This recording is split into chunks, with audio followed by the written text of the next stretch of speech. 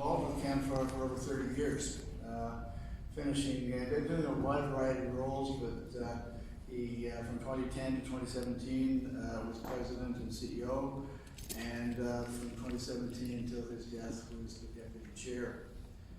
And Chris and I met when we both came on the board in 1992. We became good friends, and about 3 years after that, I introduced him to my wife's brother, and they were partners, Chris and Anthony, or Tony Whittingham, as he's publicly known, were partners throughout that time for the last 25 to 30 years. So Chris was not just a colleague and a friend, but he was part of the family. Chris had an illustrious business career. He was an alumni of both Carleton University and the University of Ottawa.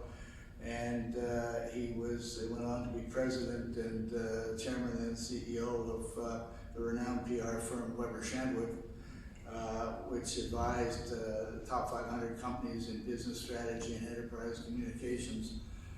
And Chris also acted as a leader and a mentor to hundreds of employees, clients, and friends over many years. Chris moved to London, England in 2002 to become the senior managing director for a global consulting firm, Inzio. And he also became, later in his time in London, became the chief executive officer of the Awareness Foundation. In 2010, Chris and Tony returned to Canada, and Chris engaged in a number of enterprises and not-for-profits that he felt passionate about. But as I said, he took on the role of president and CEO of CAHR, helping drive the CAHR's mission to end HIV in Canada, providing strategic input and expert guidance to the organization, its board of directors, executive team, as well as employees and volunteers.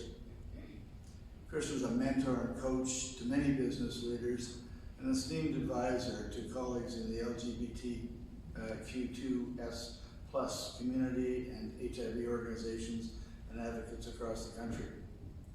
He was also a passionate believer in the value and importance of research in the fight against HIV and AIDS in Canada.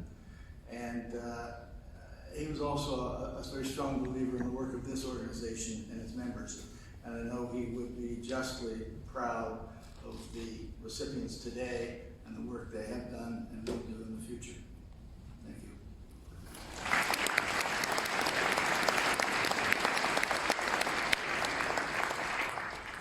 Great, and Andy will help me to the community through your leadership at CAHR.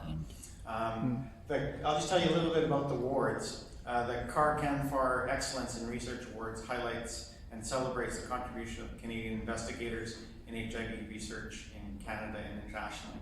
And I'll just point out that these careers are targeted, these awards are targeted at mid-career investigators, because that's often a time when there's sort of a lull in recognition for researchers. And so thanks to the CAHR board and also to CAHR, these awards were developed. And I can tell you they're highly competitive awards. The recipients of the awards have a proven track record in excellence and have demonstrated a commitment to improving the lives of those living with or at risk of contracting HIV.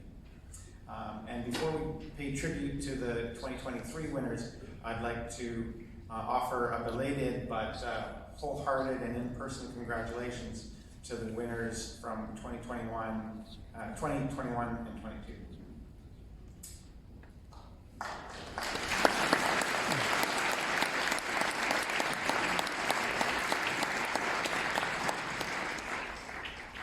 See, if you get to win these awards, then the next year you get to be chair of the conference.